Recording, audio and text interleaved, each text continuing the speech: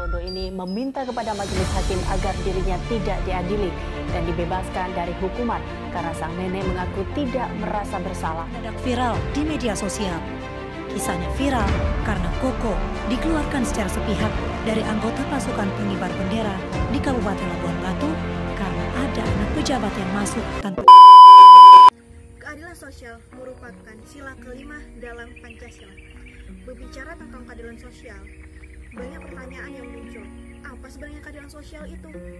Dan apakah Indonesia ini udah menerapkan keadilan sosial itu? Mau tahu jawabannya? Mari kita cari tahu. Keadilan berasal dari kata adil. Menurut KBBI, Kamus Besar Bahasa Indonesia, adil adalah tidak sewenang-wenang, tidak memihak, dan tidak berat sebelah. Adil terutama mengandung arti bahwa suatu keputusan dan tindakan didasarkan atas norma-norma objektif. Keadilan pada dasarnya adalah suatu konsep yang relatif. Setiap orang tidak sama. Adil menurut yang satu belum tentu adil bagi yang lainnya. Adapun keadilan itu menurut para ahli, yaitu menurut Thomas Hobbes, keadilan ialah suatu perbuatan dapat dikatakan adil apabila telah didasarkan pada perjanjian yang telah disepakati. Maka dari pernyataan tersebut dapat disimpulkan bahwa keadilan atau rasa keadilan baru dapat tercapai saat adanya kesepakatan antara dua pihak yang berjanji. Setelah itu, di sila kelima Pancasila dari penjelasan tadi dapat kita simpulkan bahwa diharapkan seluruh warga negara atau rakyat Indonesia dapat berlaku adil terhadap satu sama lain, tidak membeda-bedakan, dan seterusnya. Seperti yang kita ketahui, Indonesia merupakan negara kepulauan yang mempunyai beragam perbedaan baik suku, budaya, agama, etnis, ras, dan yang lainnya. Sehingga adanya sikap saling menghormati antara sesama menjadi tujuan utama dari adanya keadilan sosial. Tapi, benarkah keadilan sosial sudah terwujud di negara ini? Menurut penulis keadilan, belum sepenuhnya terjadi di Indonesia. Pasalnya, belakangan ini sering kita jumpai banyak kasus hukum yang tidak adil. Istilahnya sih, hukum tajam ke bawah, tumpul ke atas. Seakan bukan slogan belaka.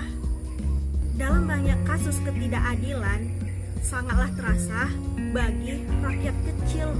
Sementara mereka yang memiliki kekuasaan atau jabatan seakan tak tersentuh oleh hukum. Kita semua pasti pernah mendengar kasus seorang nenek yang mencuri 3 batang kayu. Dia harus mendekam di tahanan selama berapa bulan.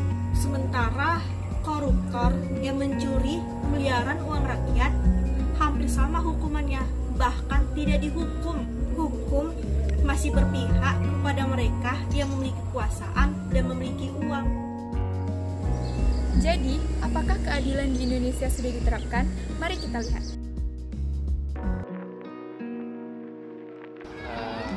Belum sepenuhnya terlaksana. Belum deh. Sebagian udah, sebagian belum. Belum lah. Belum sih.